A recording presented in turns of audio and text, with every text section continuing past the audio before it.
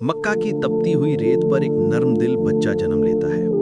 नाम रखा गया उस्मान बिन अफ़्फ़ान। कुरैश के बड़े घराने बनु उमैया के शहजादे। मालो दौलत की कमी नहीं, लेकिन बचपन ही से तबीयत में नरमी, ज़बान पर सच्चाई और दिल में रहम। उनके वालिद अफ़्फ़ान और वालदा अरवा मक्का के अमीर घरानों में शुमार होते थे। उस्मान रदी अल्लाह अन्हु के कमरे में आराम और सुकून मौजूद था, लेकिन आप अक्सर कच्चे मकानों में रहने वाले गरीब बच्चों को देखते और सोचते, क्या ये भी हमारी तरह खा पी नहीं सकते?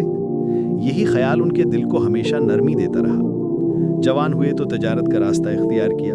कपड़े, गल्ला और अनाज खरीदते, दूसरे शहरों में ले जाकर बेचते। लेकिन एक फ़र्क था, वो धोखा नहीं देते, झूठ नहीं बोलते, नाप तौल में कमी नहीं करते। मक्के के बाजारों में एक जुमला आम हो गया था, उस्मान रदी अल्लाह अन्हु से खरीदो, बरकत मिलेगी। छोटे छोटे नफ़े पर मुतमईन रहने वाले इस नौजवान के कारोबार में अल्लाह ने इतनी बरकत दी कि देखते ही देखते वो मक्के के बड़े ताजरों में शुमार होने लगे। एक दिन आपको बताया गया कि आपके दोस्त हजरत अबू बकर ने एक नबी मोहम्मद सल्लल्लाहु अलैहि वसल्लम पर ईमान कबूल किया है। उस्मान ने कुरान की आयतें सुनी, दिल कांप गया। ये आगाज किसी आम इंसान की नहीं थी। कुछ दिन के अंदर ईमान ले आए और यूं इस्लाम कबूल करने वाले पहले चंद खुश नसीबों में आपका नाम शामिल हो गया। जब मक्के में मुसलमानों पर जुल्म बढ़ा तो आपने अपनी बीवी यानी रसूलुल्लाह सल्लल्लाहु अलैहि वसल्लम की बेटी रुकैया रदी अल्लाह अन्हा के साथ हबशा हिजरत की। ये पहला जोड़ा था जो इस्लाम की खातिर अपना घर, अपना कारोबार, अपना शहर छोड़कर परदेश चला गया। फिर मदीना की तरफ हिजरत की। वहां एक नई जिंदगी, एक नई उम्मत की बुनियाद डाली जा रही थी। मदीना पहुंचने के बाद एक बड़ा मसला सामने आया, पानी। शहर का सबसे बड़ा कुआं बेरुमा एक यहूदी के कब्जे में था। वो पानी महंगे दामों बेचता था। उस्मान रदी अल्लाह उन्होंने सोचा कि पानी अल्लाह की नेमत है, ये बेचा क्यों जा रहा है।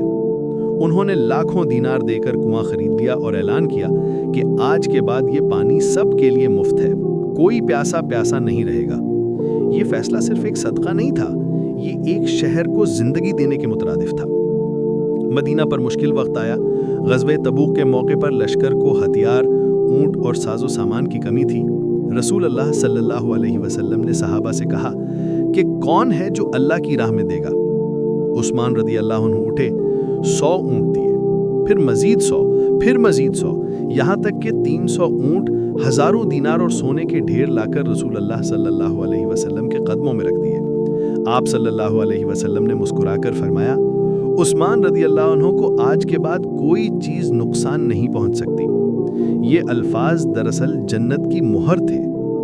रसूल अल्लाह सल्लल्लाहु अलैहि वसल्लम के विसाल के बाद और फिर हजरत अबू बकर और उमर की खिलाफत के बाद मुसलमानों ने उस्मान को खलीफा मुंतखब किया।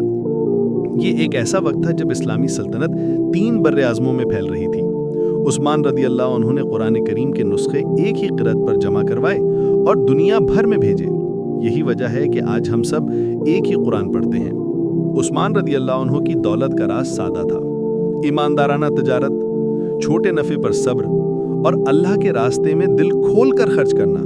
मौर्रिखीन लिखते हैं कि अगर आज उनकी दौलत का हिसाब लगाया जाए तो तकरीबन 200 अरब डॉलर के बराबर है। लेकिन हैरत यह है कि वो कभी दौलत पर फूले नहीं, कभी महल नहीं बनाया, कभी दुनिया के गुरूर में नहीं आए।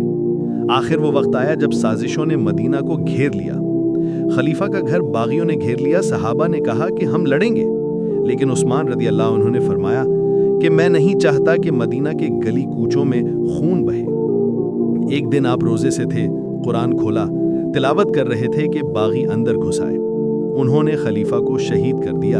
आपका खून कुरान की आयत पर गिरा, अल्लाह तुम्हें इनसे काफी है। ये उस्मान की जिंदगी का आखिरी लम्हा था।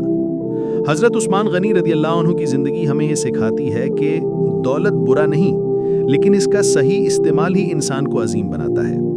ईमान, कुर्बानी और आजिज़ी ही असल दौलत है, और जन्नत सिर्फ उनके लिए है जो अपना सब कुछ अल्लाह के लिए लुटाते ही हैं। ये कहानी है एक ऐसे इंसान की जो ज़मीन पर अमीर था लेकिन दिल से गरीबों का साथी, जो खलीफा था मगर फर्श पर बैठता, जो अरबों का मालिक था मगर अपनी दौलत को अल्लाह के लिए लुटाता, और आखिरकार अपनी जान कुरान की तिलावत करते हुए कुर्बान कर दी।